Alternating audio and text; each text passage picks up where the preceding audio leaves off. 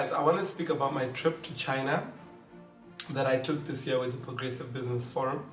So it was a delegation of a group of us that went through to China for an entrepreneurship experience in China. It was basically a beautiful conference called the South African Gonzo Chinese Exchange.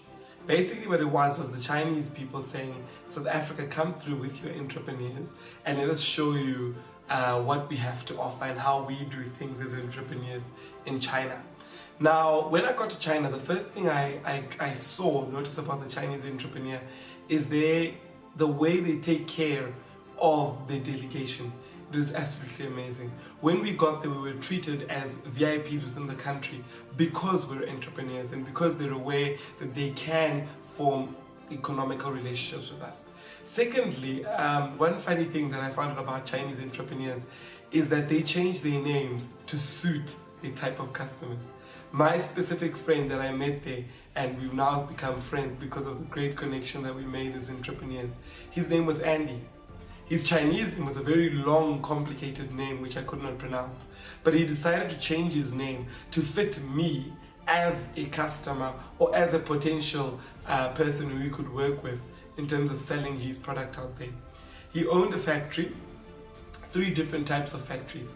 But what I noticed about him was the fact that as an entrepreneur, he did not limit himself to his factory alone. He knew what his brother, what his friend, and what other entrepreneurs within the community were doing and what they were about.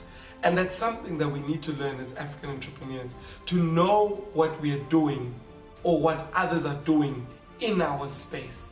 It's important that when a person comes through saying, I need this, we don't just say, well, go onto Google and turn them away. They know what other entrepreneurs within our space, within our environments are doing, because that's how Chinese entrepreneurs do it.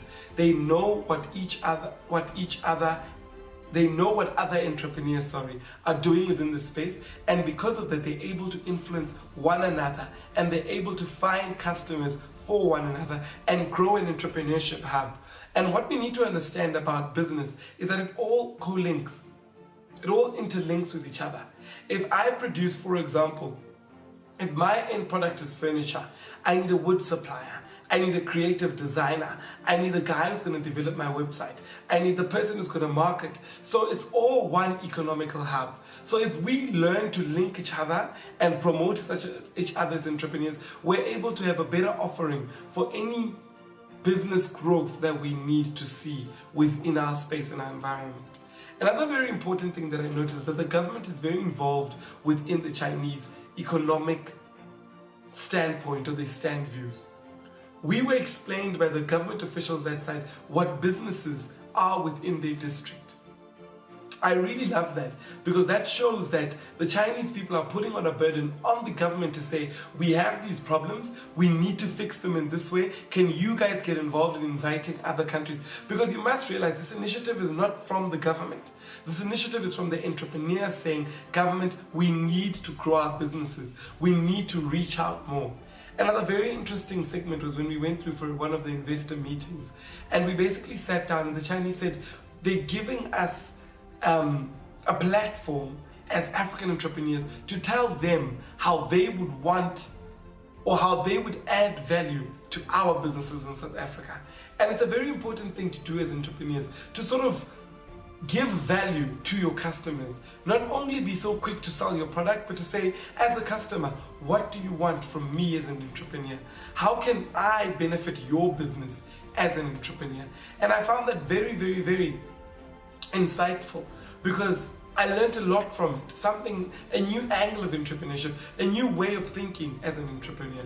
Another very interesting thing is that the Chinese like to build relationships. Once they foster those relationships, they then sort of try and bombard you with everything they have to offer, which is very, very important because you don't really build business or build sustainable businesses without forging great relationships to foster those businesses further, which is something which I learned because the way that I do business, when I looked at it, I saw, okay, I'm lacking in this division and I can learn from these guys and implement it in this way.